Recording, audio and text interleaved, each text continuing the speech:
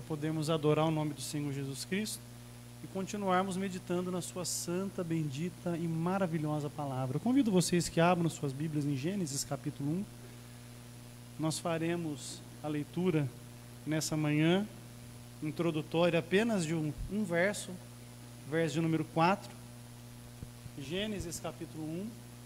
Nós faremos o verso do número 4, a leitura.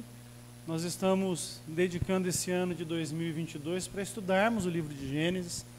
Vamos passar por todo o livro, se Deus permitir. E eu tenho certeza que o Senhor vai ministrar de uma forma muito especial aos nossos corações. Essas primeiras mensagens, por não termos personagens bíblicos envolvidos, não é? Elas envolvem um pouco mais de calma, lentidão, raciocínio nosso. Mas daqui a pouco nós vamos entrar numa parte que vocês vão se identificar bastante, que é quando nós vamos falar dos diversos personagens bíblicos que Gênesis deixou registrado para a gente. Ali certamente a gente vai estar numa forma um pouco mais simplificada para falar, mas nesse começo aqui é importante que a gente aperte um pouco a mente de vocês, para que vocês entendam alguns posicionamentos nossos como cristãos e saibam como interagir com uma sociedade em constante mudança, em constante transformação, mas que precisa entender o que nós cremos e nós precisamos saber nos posicionar diante dos desafios que nós temos daqui para frente com essa mudança que tem acontecido no cenário mundial. Gênesis capítulo 1, verso 4, a Escritura diz assim: E viu Deus que era boa a luz, e fez Deus separação entre a luz e as trevas. Amém, meus irmãos? Todas as vezes que eu leio a Escritura, eu gosto muito de observar alguns aspectos na leitura que não podem ser percebidos de uma forma superficial. Eu costumo, quando eu estou estudando um texto bíblico, contar a quantidade de vezes que uma determinada palavra aparece. Eu costumo fazer uma análise de quantas vezes que uma expressão é falada, a contraponto dela. Nós chamamos isso de leitura panorâmica. E a gente vê além do texto, tentar enxergar por cima aquilo que a Escritura deixou para a gente. E os 3 primeiros capítulos de Gênesis têm uma coisa interessantíssima. Eles mostram que Deus deixou em toda a sua criação uma assinatura binária. O que significa isso? Significa que Deus estabeleceu sempre o contraste entre 2 pontos em praticamente tudo que Ele fez na sua criação. Eu vou dar alguns exemplos para vocês. Em Gênesis 1 e no verso 1, nós vemos que existe um contraste entre criação e Criador. Então nós temos o Criador que nos fez e toda a criação que foi feita por Ele. 2 pontos. Os céus em contraponto com o planeta Terra, ainda em Gênesis 1 e 1. 2 pontos. A luz e as trevas que eu acabei de ler, mais 2. A terra e os mares, a porção seca e os oceanos, binário. O sol e a lua para iluminar o nosso planeta, são 2 apenas. Os gêneros nos quais a humanidade foi constituída, macho e fêmea, são 2. A própria questão da obediência ou desobediência do homem na vida e na morte diante de Deus, são 2 apenas. Quando Satanás se apresenta para Eva para tentá-la, há uma disputa também de 2 coisas, verdade e de mentira. Além disso, a prova que Deus deixou o homem envolvia 2 posturas: obedecer ou desobedecer, fazer o certo ou fazer o errado. Em todo o princípio de Gênesis, nos seus 3 primeiros capítulos em especial, essa assinatura binária é muito evidente. Foi uma forma de Deus construir o nosso mundo da forma mais simplificada possível, para que nós pudéssemos entender que aos homens é dado 2 opções: servir a Deus ou abandoná-lo, honrar a Deus ou desonrá-lo, estar na presença dEle ou não estar na presença dEle. Mas o mais interessante é que isso acontece também em outros aspectos da criação, não escriturísticos, mas que podem ser observados. Por exemplo, todos vocês aqui são binários na sua existência. Vocês são essencialmente corpo material e porção espiritual. Além disso, a eletricidade tem apenas 2 polos, negativo e positivo. O nosso cérebro tem apenas 2 hemisférios, esquerdo e direito. Em nossos cromossomos, nós somos essencialmente XX ou XY. Não dá para mudar isso. Os computadores funcionam hoje com um sistema binário. Quem gosta aqui de jogar computador? Levanta a mão. Né? Só eu?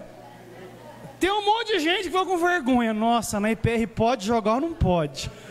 O tom de voz do pastor também é ameaçador, né? Vai que eu levanto a mão, ele, 3 meses. Não é?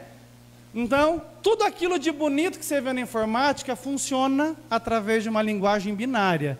0 e 1. Na placa, eletricidade sem eletricidade.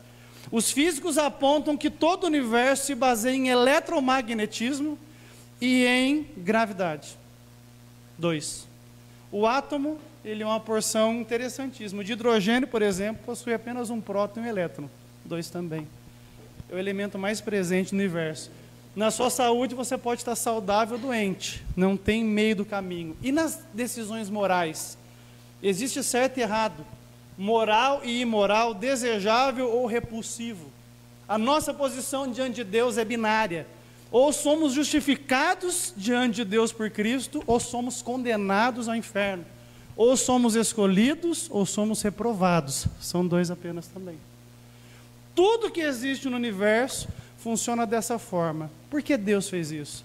Para que nós pudéssemos ter um senso de conhecimento de um elemento que é essencial para nós entendermos o seu plano conosco. Uma coisa chamada verdade. Não existe meia verdade. É verdade ou é mentira. Deus fez isso para que quando Ele mostrasse para nós o seu plano a respeito da salvação, da nossa identidade nele, nós pudéssemos viver uma vida sem dúvidas. Sabe aquele conceito atual dos 50 tons de cinza? Ele não existe. Ou você está certo, ou você está errado. Ou você tem razão, ou você não tem razão. Ou você está com Deus, ou você está sem Ele. Não existe meio termo. O meio termo é uma construção social para favorecer a dificuldade da construção de uma identidade firme, seja ela espiritual, social, civil. Então nós não podemos caminhar nessa difícil e complicada estrada do eu não sei, do mais ou menos, do nem lá nem cá. Não funciona assim com Deus, não funciona assim na nossa fé. Deus se faz revelar para nós como um Deus que é verdadeiro. Deus é sempre verdadeiro e a Escritura fala que o homem é mentiroso. Você pode glorificar o nome de Jesus por isso? As 3 pessoas da Trindade se chamaram na Bíblia de verdadeiras. Abra sua Bíblia, por gentileza, em João capítulo 17, no verso 3. É tão interessante que Deus, Ele próprio, assume para si esse conceito binário. E Ele, embora seja uma trindade, o Pai, o Filho e o Espírito Santo, mas Ele mostra para nós que Ele baseia tudo que Ele revela para nós nesse conceito de certo e de errado. E Ele é sempre verdadeiro quando Ele se apresenta. João capítulo 17, verso 3, quem achou, diga glória a Deus. A palavra do Senhor diz assim: esta é a vida eterna, que te conheçam o único Deus verdadeiro e a Jesus Cristo a quem tu enviaste. Deus Pai é verdadeiro. Você pode adorá-lo nessa manhã por isso? Deus não mente. O Senhor Jesus Cristo também afirmou ser verdadeiro. João capítulo 14, verso 6. Abra sua Bíblia, por gentileza. João capítulo 14 e o verso de número 6. Todos os irmãos encontraram? A Escritura diz assim: disse Jesus, eu sou o caminho, eu sou a verdade e a vida.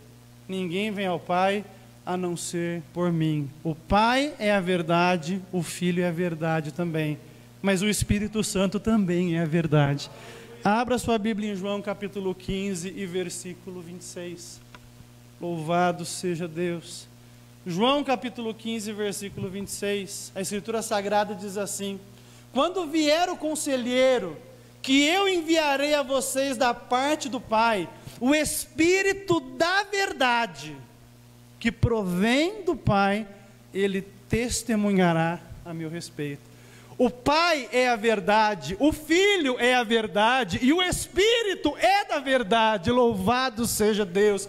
Nesse contraste não foi difícil para Jesus falar que o diabo é o pai da mentira, porque tudo aquilo que não está do lado de Deus está do lado do diabo. Não existe neutralidade no reino de Deus. Ou estamos com Deus, ou estamos sendo regidos pelo príncipe das potestades do ar, que opera nesse mundo e nesse sistema decaído que odeia Deus e odeia a sua verdade. Então nós precisamos entender que uma vez que Deus se revela na Escritura como sendo verdadeiro, aquilo que Ele fala para nós é verdade também. Só que isso coloca a gente numa sinuca de bico, pelo momento social que nós vivemos. Um momento chamado pós-modernismo. Quem já leu sobre o pós-modernismo na escola? Levanta a mão. Boa parte de vocês, a minha geração não aprendeu sobre pós-modernismo, porque ele começou na minha geração, hoje se fala dele.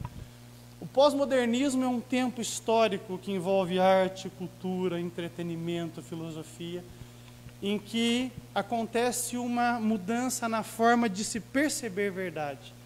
Nesse movimento, as suas principais características são a ausência de valores e de regras, a imprecisão, o individualismo, a pluralidade, a mistura do real com o imaginário, a espontaneidade, a liberdade de expressão. O fato de eu ser publicitário talvez me desperte para algumas coisas que eu quero atiçar a consciência de vocês. Quando você pensa, por exemplo, ali no século XIV, XV, naquela época de ouro das artes, você se recorda dos grandes artistas daquele tempo. Leonardo da Vinci, Rafael, Michelangelo, não estou falando das tartarugas ninja, pelo amor de Deus, não é? Mas eram artistas. Quem já pôde ver, presencialmente ou não, mas quem já pôde ver aquela viagem 3D que existe na internet da Capela Sistina, e você vê a precisão daquela obra que é feita ali, e você fala, meu, tem a mão de Deus nisso. Aquilo era arte. Agora hoje o camarada pega um quadro branco, ele faz uma bola, ele faz um quadrado, ele pega um pouco de tinta e joga, pá! Arte. Não, aquilo é garrancho. Por que que essas coisas acontecem? O lema do pós-modernismo é desconstruir o passado. É oportunizar a todos a chance de terem os seus 15 minutos, de serem alguém. É a desconstrução de valores basilares se nós acreditamos em certo e errado. Quem é que acredita em certo e errado? Levanta a mão, por favor. Só para eu ver se eu estou falando com crentes ou não. Né? Vocês acreditam em certo e errado? Então, existem coisas que são certas, existem coisas que são erradas. Existe verdade, existe mentira. A grama, irmãos, é verde. Hoje eu tenho que provar que a grama é verde. Então o pós-modernismo ele chega com força no sentido de falar para você, tudo que você sabe é uma meia-verdade. Ah, você é cristão?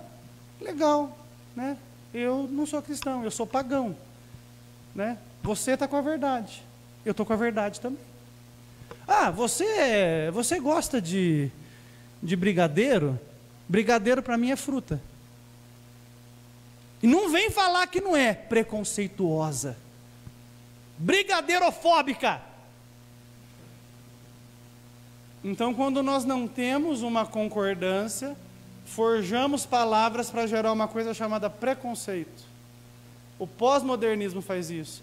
E a partir do momento que a sociedade impõe valores que para ela são absolutos, apesar do pós-modernismo não aceitar absolutismos, ela começa a destruir e cancelar quem pensa ao contrário. Hoje nós somos cancelados por gostarmos de determinadas coisas em detrimento de outras. Hoje nós somos cancelados por coisas mínimas. Os irmãos percebem que falta pouco para a igreja ser cancelada? Quem já se deu conta disso já? Que falta pouco. A invasão da igreja católica em Curitiba não é um sinal para vocês? De que nós seremos cancelados agora? Por quê? Não se aceita o que Deus fez. Deus criou certo e errado, mas a sociedade que não é regida por Deus, ela é regida pelo pecado. Quem concorda com isso, dê um glória a Deus bem alto aí.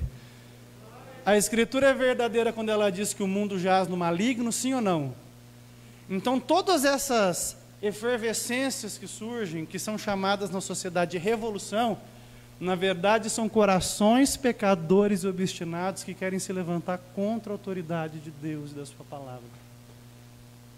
E se nós não entendermos isso, nós podemos estar transitando com o pé no reino de Deus e com o pé no mundo que é decaído, que jaz no maligno. E eu vou falar para você, a probabilidade de cair para o lado do mundo é mais forte. porque água e óleo não se misturam. Verdade e mentira também não. E você precisa aceitar, se você quer levar consigo a vergonha da cruz e honrar Jesus Cristo com a verdade que Ele deixou, ou se você vai buscar o caminho da relevância. Não, eu sou um pouco aqui, eu sou um pouco acolá, mas a Bíblia não aceita essa dualidade. A igreja dos Laodicenses, eu vou falar daqui a pouco disso, Jesus falou, eu quero que vocês sejam quentes ou frios. Se for morno, eu vou vomitar vocês na minha boca. Amém? Certo e errado. Verdade e mentira. Deus ou o diabo. Não dá para ter os dois. Nós fomos chamados para ser santos na presença do Senhor Jesus Cristo. Então, todo esse tempo que nós estamos vivendo, a gente se sente como o povo lá do tempo de Juízes. Abra sua Bíblia em Juízes, capítulo 21, versículo 25. A nossa sociedade reflete esse versículo bíblico aqui. E nós passaremos a ter embates cada vez mais sérios com a sociedade, porque em amor nós toleramos coisas que são distintas, mas o que nós temos percebido é que a nossa tolerância não vai ser só suficiente, eles querem concordância da gente, e isso não é negociável. Certo, errado é errado, e a Bíblia é a palavra de Deus, e aqueles que vão entrar no céu confessam isso com severidade. Eu acredito na Bíblia. O restante eu tolero, eu aceito, eu apoio, acolho, mas a verdade é essa aqui. Juízes capítulo 21, versículo 25, quem achou, diga glória a Deus. A Escritura diz assim, naquela época não havia rei em Israel, cada um fazia o que lhe parecia certo. É o retrato da nossa sociedade. Cada um faz o que dá na cabeça e a gente tem que assentir, está certo, está certo, está certo. Mas a igreja de Jesus não faz isso. E ela fala, isso não está legal. Não é assim. Não é dessa maneira que funciona. Existe um caminho melhor. Deus é melhor do que isso aí. E nós precisamos conhecer a Escritura para nos posicionarmos dessa forma. O que Deus fez a nosso respeito é binário. Amém, meus irmãos? A pós-modernidade afronta nossos valores o tempo todo. O tempo todo. Existe uma guerra cultural que nós precisamos nos posicionar. Hoje eu quero falar de dois aspectos em que essa guerra hoje é mais ferrenha. A primeira é na nova construção de gênero que existe, não é? E a segunda é como se diminui a precisão histórica do cristianismo para se afirmar que todas as religiões são boas. Então, primeiro vamos falar da criação do homem. O homem é binário na sua criação. Na criação da raça humana, Deus deixou em nós uma assinatura. Nós fomos feitos macho e fêmea. Biblicamente e biologicamente, e eu vou usar essa palavra bem forte, cientificamente, o ser humano foi criado macho e fêmea. Abra sua Bíblia, por gentileza, em Gênesis, capítulo 1, nós faremos a leitura do verso 26.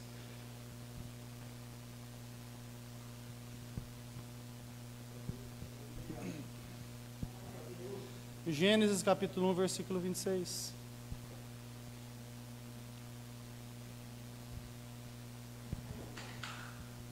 Todos os irmãos acharam? Louvado seja Deus. Nós vamos ler o 26 e vamos ler o 27. Vocês vão ler aqui em cima. Eu quero que todos leiam juntos para a glória de Deus. Amém? No 3. 1, 2, 3.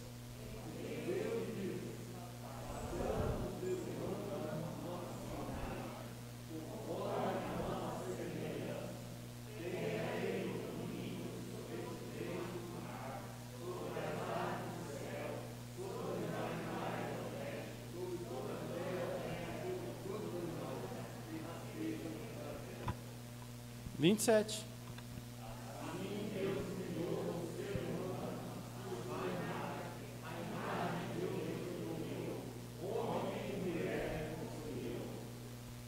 A nossa assinatura é binária. Mas isso é uma questão da escritura, da religiosa. Não. No nosso DNA, essencialmente nós somos XX ou XY. Pergunta para a Bia é médica. Tem WZ lá? AB, DE, FGH, IJK, XX e XY, essencialmente. Então, A Bíblia não discorda da boa ciência.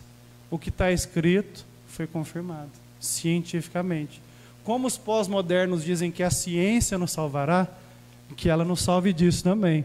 Deus fez macho e Deus fez fêmea. Você pode glorificar Deus por isso? Por que Deus fez dessa forma? Deus tinha um objetivo. Primeiro, para que o homem pudesse vencer o problema da solidão. O ser humano foi criado como um ser social, ele quer estar junto com alguém.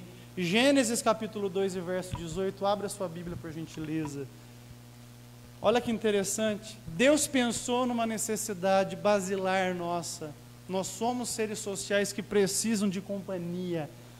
Gênesis capítulo 2 e verso 18, a Escritura diz assim: o Senhor Deus disse ainda, não é bom que o homem esteja só, farei para ele uma auxiliadora que seja semelhante a ele. Louvado seja Deus. Deus supriu a necessidade de atenção, de acolhimento, de construção social de um homem, criando para ele uma mulher. Louvado seja Deus. Além disso, ao fazer dessa forma, Deus supriu do homem a sua necessidade de procriação. Abra sua Bíblia por gentileza no versículo 28 do capítulo 1. Homem e mulher foram criados como seres complementares sexualmente, porque eles precisam procriar, para que possam encher a terra. Versículo de número 28 do capítulo 1, a Escritura diz assim: e Deus os abençoou e lhes disse, sede fecundos, multipliquem-se, encham a terra e sujeitem-na, tenham domínio sobre os peixes do mar, sobre as aves dos céus, e sobre todo o animal que rasteja pela terra. Deus deu a nós um poder que Ele tem de criar, e Ele fez isso unindo um homem e uma mulher. O homem entrega a semente e a mulher gera a semente, e dessa forma nasce uma nova criatura. Você pode glorificar Deus por essa perfeição? Coisa linda. Além disso, homem e mulher juntos geram oportunidades de serviço. Efésios capítulo 5, versículo 25.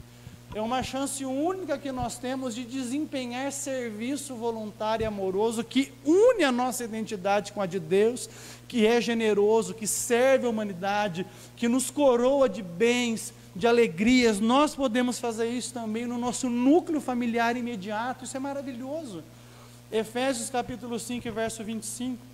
A Escritura diz assim: maridos, que cada um de vocês ame a sua esposa, como também Cristo amou a igreja e se entregou por ela. Que coisa linda! Eu posso, como marido, amar a minha esposa e me entregar por ela, e ela pode generosamente contribuir com a minha missão de governar o meu lar para a glória de Deus.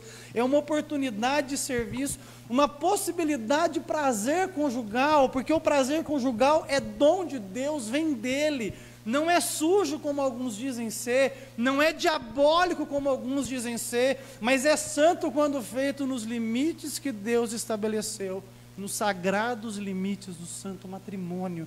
Abra sua Bíblia em 1 Coríntios capítulo 7, verso 3.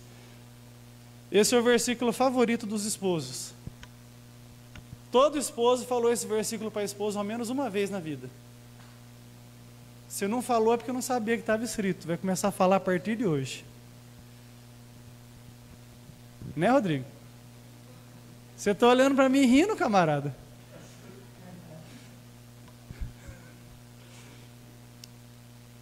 Todos acharam? O marido deve cumprir os seus deveres conjugais para com a sua mulher. E da mesma forma a mulher para com o seu marido. Quem pode dar um glória a Deus? Glória a Deus. Os adolescentes eram glória a Deus. Casa primeiro, em nome de Jesus Cristo. Né? Em nome de Jesus. Além disso, dessa forma, homem e mulher podem desenvolver os seus papéis complementares. O homem tem papéis masculinos a desempenhar no plano de Deus, e a mulher tem papéis femininos para desempenhar no plano de Deus. Provérbios 6 e 20 mostra, por exemplo, um desses papéis. Esse versículo é interessantíssimo. Mais um versículo que mostra essa assinatura binária de Deus de uma forma linda. Todos acharam? A Escritura diz assim: meu filho, guarde o mandamento de seu pai e não abandone a doutrina de sua mãe. O pai, mandamento, governo, liderança, autoridade. A mãe, doutrina, construção de valores, instrução, favorecimento intelectual. Você percebe como Deus dignifica homem e mulher? A Bíblia distingue os papéis, não importância. Ambos possuem da mesma forma dignidade. Você pode glorificar o nome do Senhor Jesus? Ambos possuem da mesma forma a imagem de Deus. Coisa linda! Mas desempenham papéis diferentes para a concretização do plano de Deus. Por que Deus fez dessa forma? Por que foi necessário que houvesse essa distinção na criação? De macho e de fêmea, de homem e de mulher. Porque Deus não fez o casamento por nossa causa. O casamento foi instituído para a glória de Deus. Eu acho que esse é um ponto que distingue a teologia reformada, e nós precisamos começar a pensar dessa forma. Nada que Deus faz é por nossa causa. Tudo que Deus fez é para a sua glória. E as coisas feitas para a glória de Deus beneficiam a sua criação indistintamente. A chuva cai sobre justos e injustos. Mas o casamento reflete uma verdade teológica fundamental para nós. A união mística de Jesus com a sua igreja. Paulo dedicou uma vasta porção da sua epístola aos Efésios para poder falar a respeito disso. Mostrar como acontece essa união mística de Cristo com a igreja e como os papéis que nós desempenhamos refletem isso. Por isso, meus irmãos, que nós vemos hoje uma tentativa cruel, fatal, de se desconstruir a família nuclear, dizendo que ela não é importante. Quem já viu algum tipo de comunicação, propaganda, filme que mostra essa figura da família sendo desconstruída? Quantos filmes que a gente assiste, você percebeu nos filmes atuais? O pai e a mãe sempre são chatos. O pai e a mãe nunca entendem a criança, nunca entendem o adolescente, eles são sempre um estorvo. E no final da história a criança está certa. Quem já viu isso alguma vez em algum filme? Por que isso? Eles querem diminuir os papéis que foram outorgados para a gente. E nós não podemos aceitar isso, né? Em casa de crente, a autoridade é o pai e a mãe. Você pode glorificar o nome de Jesus? É assim que funciona. É assim que Deus instituiu e é assim que o povo de Deus faz. A gente não abre mão disso. Esses dias, conversando com um familiar, o familiar tentou me impor uma coisa que eu não tenho concordância, à luz da fé que eu tenho. Mas você tem que fazer. Eu falei, não tenho. Mas eu espero que obriguem você a fazer. Eu falei, os meus filhos são meus. Eles vão fazer o que eu quiser que eles façam, até que eles tenham capacidade moral, ética e paguem as suas contas para fazerem as suas próprias escolhas. Amém, meus irmãos? Então, você quer fazer com os seus, faça com os seus. Eu sei o Deus que eu tenho, os valores que eu sigo, e eu não sou ignorante qualquer para tomar tais decisões. Aí ele veio para cima, é que você é ignorante. Eu falei, eu tenho 3 faculdades. Não sou ignorante, só que eu penso livremente para a glória de Deus. Então, pai e mãe, você peca quando você delega a educação do seu filho para a escola. Você peca quando você delega a educação do seu filho para a igreja. O mandamento é do pai e a doutrina é da mãe. É dentro de casa que nós formamos bons cidadãos. Você pode glorificar o nome de Jesus por isso? Por isso, papais aqui presentes, dão glória a Deus bem alto. Não está no sermão, vou falar. Casa sem culto doméstico é casa sem telhado. Reúna a sua família uma vez por semana e faça um culto doméstico dentro de casa. Mostre para o seu filho que religião não é o que a gente vive 1h30 do domingo, mas é segunda, terça, quarta, quinta, sexta, sábado e domingo, porque nós devemos honrar o nosso Deus em qualquer momento, no trabalho, em casa. A sua prática religiosa inspira o seu filho a ser um cristão ou não? Se o seu filho for escrever uma redação sobre você, ele vai se lembrar que você é crente? Não, meu pai joga bola, o meu pai briga com a minha mãe, o meu pai grita de vez em quando, me põe muito castigo. Ele vai lembrar em algum momento que você é crente? Essa tarefa é nossa, homens. Nós somos o sacerdote do lar. Mas pastor, meu marido não faz isso, irmã. Você tem doutrina também, não é? Seu marido não quer fazer, sente com seus filhos e faça para a glória de Deus. Não é? Você acha que 1h30 na semana vai munir o seu filho de formação suficiente para ele enfrentar uma sociedade que ensina o contrário para ele 5 vezes por semana na escola e nas outras horas do dia no YouTube, no Netflix e nas programações que ele vê? Ai, pastor, mas eu levei meu filho em todo culto e ele cresceu, ficou adolescente e desviou. Tá, você trouxe ele para a igreja, mas você ensinou seu filho a servir a Deus em casa? Pesa sobre nós uma grande responsabilidade. Amém, meus irmãos? Nós precisamos fazer a diferença na nossa família. Quantos querem fazer isso? Glorifique o nome de Jesus Cristo aqui. Então, nós vivemos um tempo em que está acontecendo 1 Timóteo capítulo 4, verso 1. Abra sua Bíblia. Os demônios não servem só para fazer as pessoas babarem e falarem que vão acabar com você. Existe uma casta de demônios atuando na sociedade especificadamente para construírem e lançarem doutrinas erradas, ensinos de destruição, heresias de perdição. Alguns atuam em falsos mestres, mas muitos atuam nas universidades, nas escolas, nas convenções, construindo padrões sociais que vão deixando a igreja cada vez mais restrita e sem espaço no debate público, que não deveria acontecer. Nós somos uma instituição milenar, deveríamos ser ouvidos, deveríamos ter prioridade na fala pela que representamos.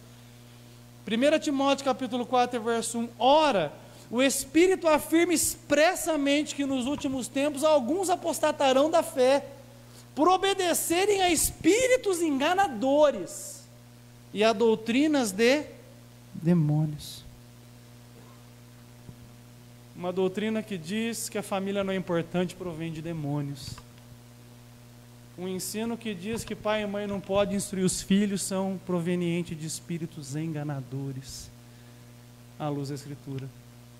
Nós precisamos nos proteger. E Deus está falando conosco aqui nessa manhã. Amém? É uma disputa pela nossa mente, pelos nossos valores, pelos nossos fundamentos que nos tornam humanos. Precisamos nos proteger. Perceba que o casamento reflete de uma forma muito precisa a relação de Cristo com a sua igreja. Efésios capítulo 5, do verso 22 ao 24, mostra que no plano de Deus a mulher participa da missão do lar, ladeada com seu marido. Isso demonstra de uma forma linda e preciosa a submissão que a igreja presta a Cristo como seu Senhor. Efésios capítulo 5, do verso 22 ao 24, a Escritura diz assim: esposas, que cada uma de vocês se sujeite a seu próprio marido como ao Senhor, porque o marido é o cabeça da esposa, como também Cristo é o cabeça da igreja, sendo Ele próprio o Salvador do corpo. Como, porém, a igreja está sujeita a Cristo, assim também a esposa se sujeite em tudo ao seu próprio marido. Então, o que acontece no meu lar é um reflexo do que acontece na relação de Cristo com a igreja. Você pode glorificar o nome de Jesus por isso? Colossenses capítulo 1, verso 18 confirma isso. A Escritura diz assim a respeito de Cristo: e Ele é a cabeça do corpo, da igreja. É o princípio primogênito dentre os mortos, para que em tudo tenha a preeminência. Na boa ordem do lar, a gente pode ensinar para os nossos filhos. Isso que você vê acontecendo em casa é o que acontece com Jesus e com a sua igreja. Olha que maravilha, irmãos. Deus pensou em tudo. Você pode glorificar o nome dele por isso? O respeito que a esposa demonstra ao marido se assemelha ao temor da igreja para com Cristo. 1 Pedro capítulo 3, verso 6, a parte A. E vamos ler também Hebreus 12, 28. Já deixa na fila. A Escritura diz assim: como Sara, que obedecia a Abraão e o chamava Senhor. A atitude de Sara com seu esposo era respeitosa. Hoje a esposa chama o marido de lixo, né? Fedido, imundo. Sara chamava o esposo de Senhor. Ela não se colocava na condição de uma escrava inútil, não. Era respeito. No céu tem hierarquia. Na Trindade tem hierarquia. O Pai, o Filho e o Espírito Santo. Abaixo dele os anjos, que também têm hierarquia. A sociedade humana tem hierarquia. E a família humana tem também, porque Deus é um Deus de ordem. Eu não concordo com isso. Vai se ver com Deus, foi Deus que deixou. Deus é um Deus de ordem. Ele quer que nós entendamos que nós temos papéis complementares, que não diminuem a nossa importância, mas dignificam a identidade que Ele, Deus, deu a nós e aquilo que nós fomos chamados para ser essencialmente. Amém, meus irmãos? Hebreus 12, 28. Por isso, tendo recebido um reino que não pode ser abalado, retenhamos a graça pela qual servamos a Deus agradavelmente com reverência e piedade. A igreja serve a Deus agradavelmente. E a esposa procura servir o seu marido com carinho, com respeito, com ternura. Coisa linda, não é? Mas pastor, não é só de noite encontro da família? Não, mas aqui também, né? Aqui a gente tem que aprender a palavra de Deus também. Uma coisa está ligada com a outra. A noite vai ser mais rasgada, aqui é mais doutrinário. De noite nós vamos falar com mais clareza um pouquinho. Mas aqui faz parte do que eu estou ensinando para vocês. Deus fez isso. O amor sacrificial do marido pela esposa é um reflexo do sacrifício de Cristo pela igreja. Às vezes, quando nós temos que discutir com algumas pautas recentes, as pessoas dizem para nós que é errado nós considerarmos que o marido lidera uma casa. E eu falo, é porque a percepção de vocês que não são da fé é que isso é um privilégio. Não é. Ser líder da casa, seu cabeça, não é um privilégio, é um fardo. É um fardo vocacional. Porque eu preciso expressar pela Hélida o amor que Cristo tem pela igreja. É fácil isso?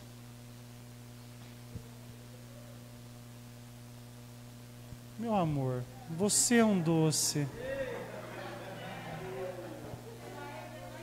Meu amor, você é um doce. Deus olhou no jardim dele no céu, ele achou a flor mais bonita e falou: vou dar para aquele cara lá. Por que você ficou vermelha? Tá não, é amor. É amor, nós andamos por fé, não por vista. Para nós, cristãos, não estou falando essa galera evangélica aí de marido batendo em esposa, não, irmão. Estou falando para cristão, crente da Bíblia. Crente da Bíblia. É um fardo. É um fardo. Porque a esposa está na sua frente sempre. Os filhos estão na sua frente sempre. Você vai no shopping, você vai para comprar roupa para sua esposa, para os seus filhos, e se sobrar, para você. A preeminência é deles. Você acha que isso é privilégio? Isso para mim é fardo. Porque eu, como homem, vocês vão aprender hoje à noite, eu tenho uma alma aventureira. O homem ama o novo, a aventura, o desafio. Então o homem quer ter a preeminência nesse sentido, mas Deus o doutrina. Você é o cabeça, mas você vai ter que se sacrificar por ela. Por quê? Cristo se sacrificou por nós. Ele derramou todo o seu sangue para a nossa salvação. E nós, maridos, derramamos o nosso sangue pela herança que Deus nos deu. A Bíblia fala que quem encontra uma boa esposa encontra a vida. Deus deu a vida para você. Aleluia! Os filhos são herança do Senhor. Deus deu o que Ele tinha de melhor para a gente. E agora, sacrifique-se por isso. É fardo, não é privilégio. Então nós precisamos fazer isso, porque Cristo fez isso por nós. João 15:13 fala, Jesus dizendo da sua missão: ninguém tem amor maior do que esse, de dar a própria vida pelos seus amigos. Jesus morreu e sangrou por nós na cruz. E a gente vai sangrar pelo lar muitas vezes. Maridos, eu tenho uma palavra de Deus para vocês. Deus tem ouvido as suas orações pela sua família. Aleluia. Deus tem ouvido quando que você ora: Senhor, me ajuda a ser um bom marido, me ajuda a ter sabedoria, me ajuda a vencer essa dívida, me ajuda a cuidar com carinho, com ternura. E Deus está renovando força de vocês aqui nessa manhã, para que vocês sejam verdadeiros maridos para a glória de Deus. A gestão do lar realizada amorosamente pelo marido mostra o governo amoroso de Cristo na igreja. Irmão, na sua casa você tem que fazer a boa gestão, viu? As buchas são suas. Nossa, eu não ouvi um glória a Deus. As buchas são suas. E se você precisar delegar, delegue amorosamente. Nós fazemos a gestão. 1 Pedro capítulo 3, verso 7. Está na Bíblia isso, pastor? Tá.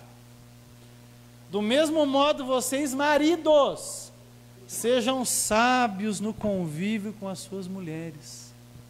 Tratem-nas com honra, como parte mais frágil, coerdeiras do dom da graça da vida, de forma que não sejam interrompidas as suas orações. A gestão do lar começa com a gestão da sua relação com a sua esposa, e tem que ser feito com sabedoria e com honra, entendendo que vocês dois são salvos em Cristo e não podem atrapalhar a entrada do outro no céu. Para nós, a boa relação com a nossa esposa não é para ter a alegria da noite, viu, irmãos? Não é para isso. É porque a minha esposa vai entrar no céu e eu também, e eu tenho que ajudá-la a chegar no céu, e ela tem que me ajudar a chegar também. Se você quer ser um bom marido para ter noites felizes com a sua esposa, você é um camarada secularizado. Você não é crente ainda.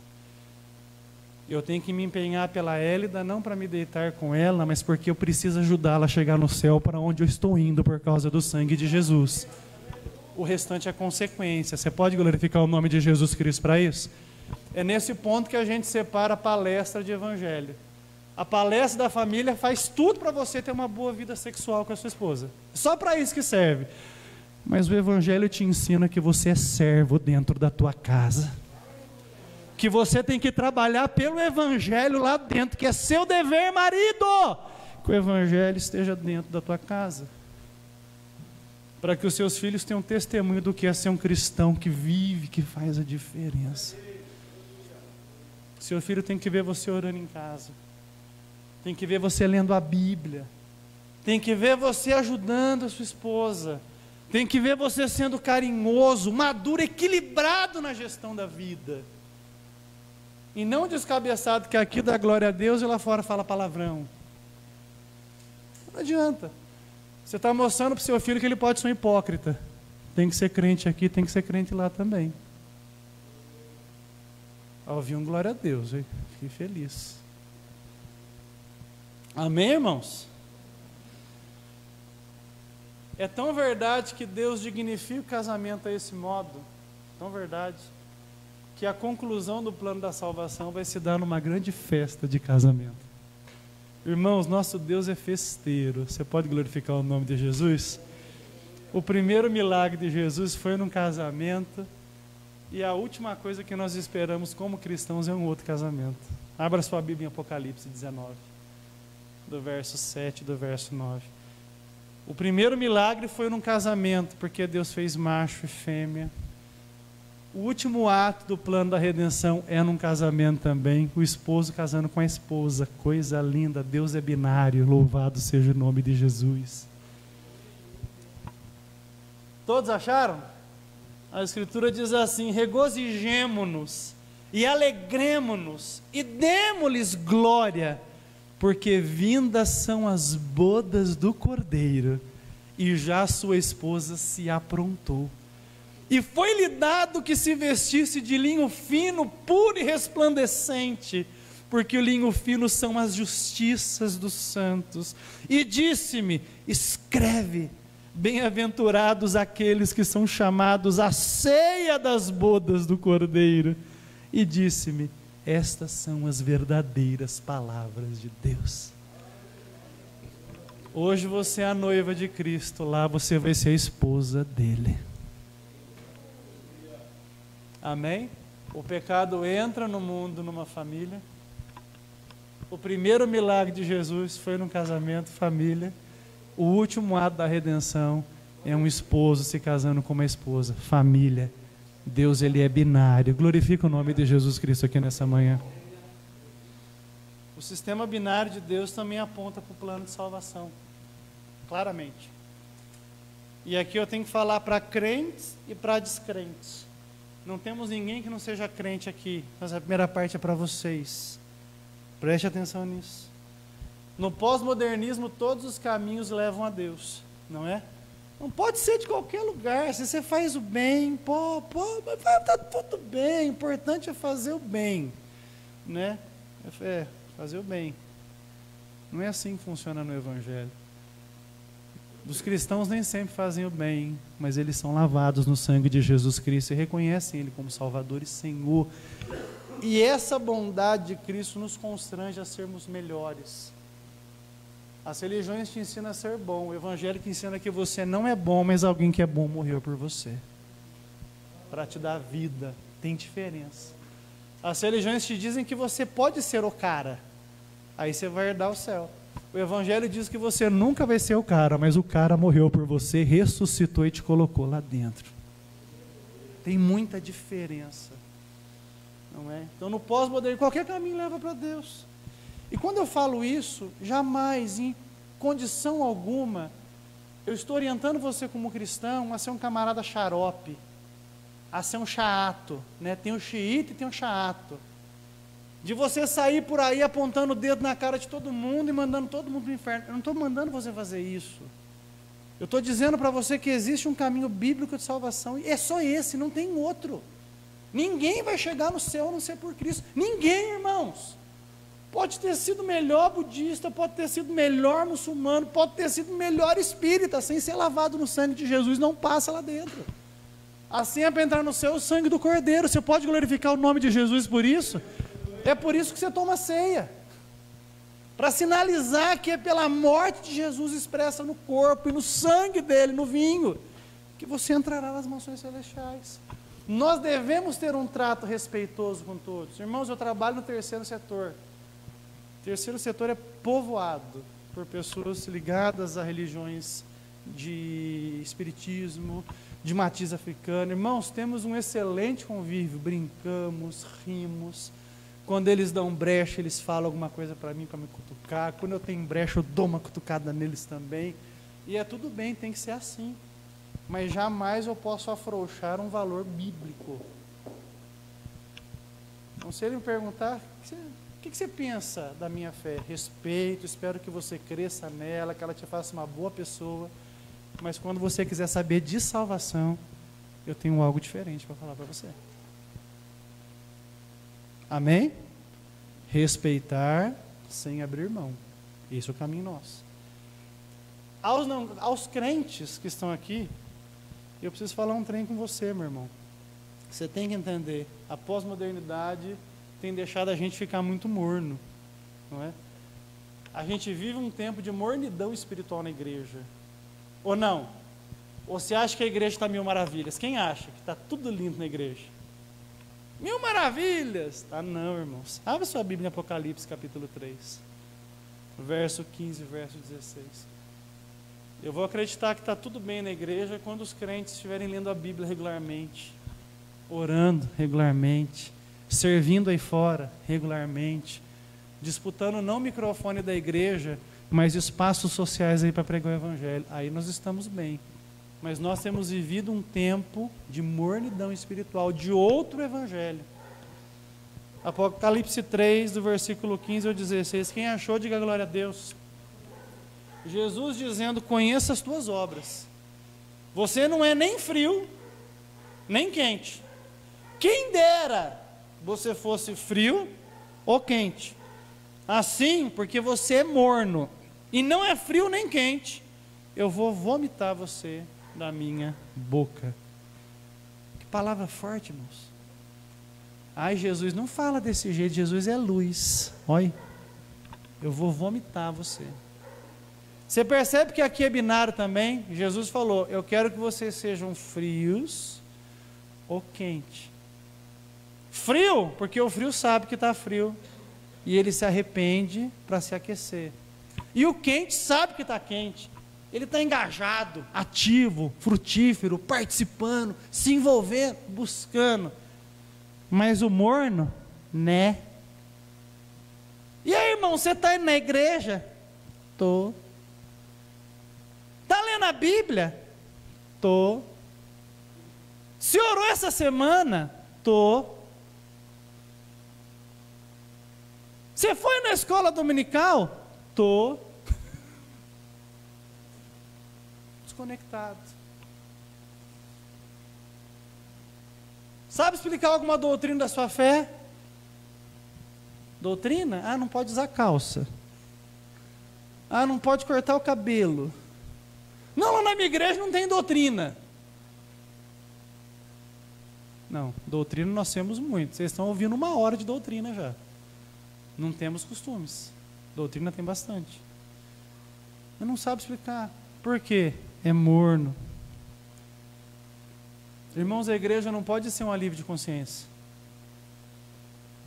Não é para você falar aí fora que você tem uma religião. A igreja de Jesus é a vida que nós vivemos juntos. É a caminhada vocacional que nós fazemos. Eu tenho um Deus, eu tenho um Salvador, eu tenho um Espírito que governa o meu coração e eu vivo toda a minha vida para a glória de Deus. Eu sou crente no meu trabalho, eu sou crente na minha casa, eu sou crente quando eu estou passeando, eu sou crente quando eu estou na igreja, eu sou crente quando eu estou com a minha esposa, eu sou crente quando eu estou com os meus filhos.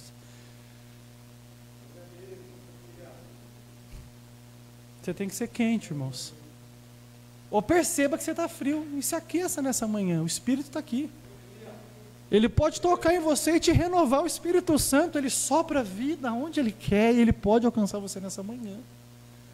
Agora, morno não dá. Morno não dá. Conversei com uma pessoa essa semana. Você vai na igreja domingo? Vou fazer um esforço para ir. Espera aí. Esforço para vir na igreja? Não entendi essa.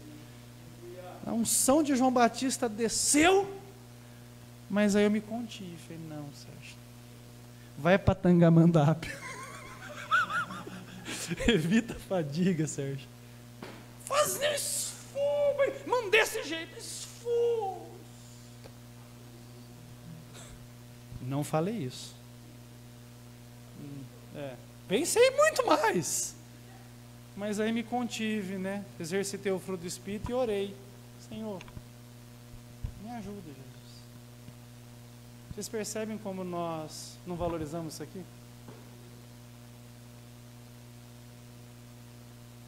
A Anitta dá um carro para um fã dela e a gente celebra.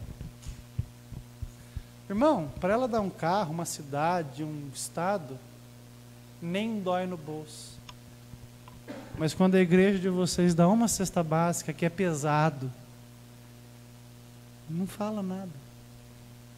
Nós estamos mornos. Para nós a igreja não é importante.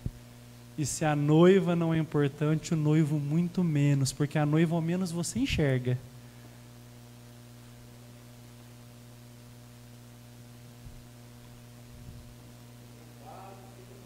Conheço as tuas obras. Conheço as tuas obras. Irmãos, Deus está chamando a gente para nos aquecermos. Deus quer fazer você quente aqui nessa manhã. Não dá para ficar no meio do caminho. Não tem como.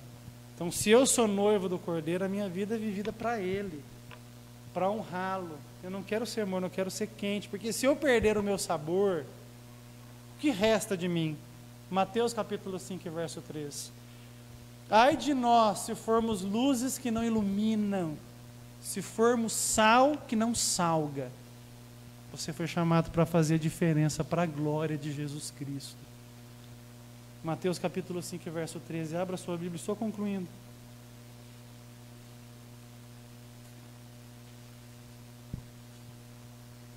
Todos os irmãos acharam? A Escritura diz assim: vocês são o sal da terra. Se o sal for insípido, com que se há de salgar? Para nada mais presta, senão para se lançar fora e ser pisado pelos homens.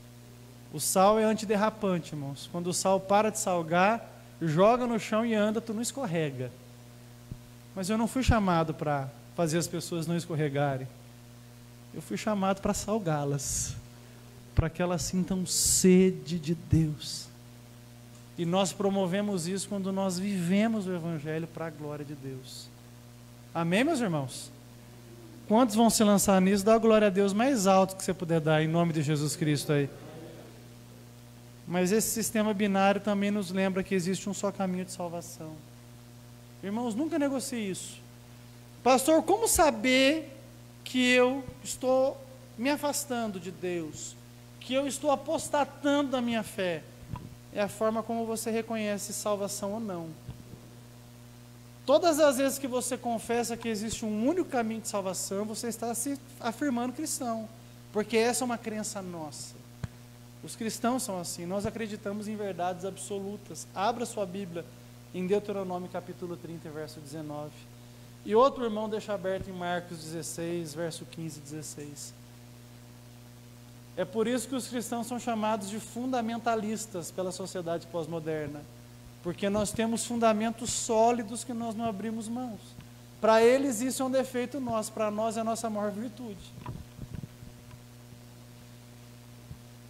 Todos acharam?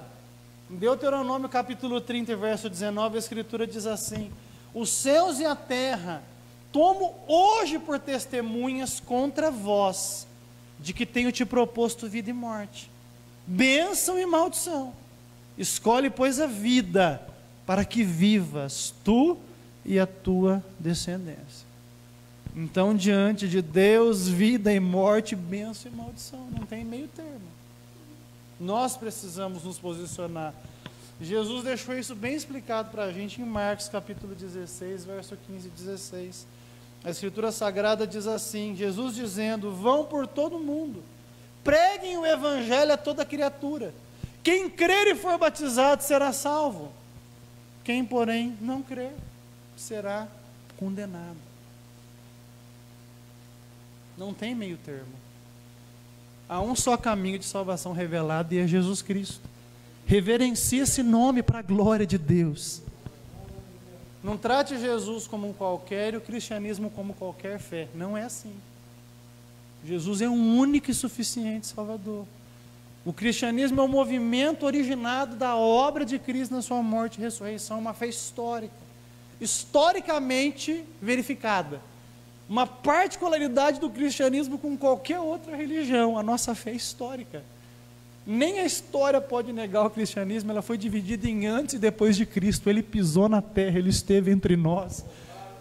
Ele foi crucificado à vista dos homens e ele ressuscitou e foi visto por testemunhas que escreveram. Ele não está aqui, ele já ressuscitou.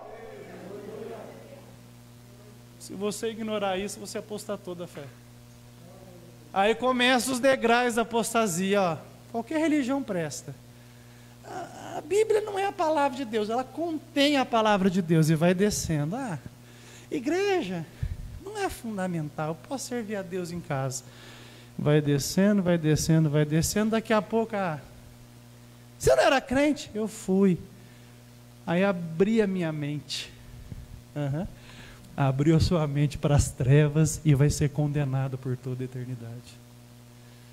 Mente aberta é quando o Espírito Santo ilumina e me diz: só Jesus Cristo é o caminho de salvação. Essa é a fé da igreja, essa é a fé do povo que vai entrar no céu. Fique de pé em nome de Jesus. Deus, ele é binário.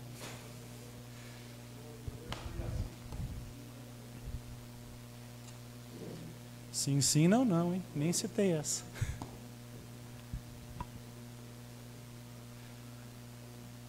Irmão, se vocês soubessem o peso que é pregar uma mensagem dessa, a minha carne está tremendo aqui. Porque eu estou ao vivo, alguém pode ver, amanhã eu estou poder público aqui, eu vou ser preso pelo que eu falei.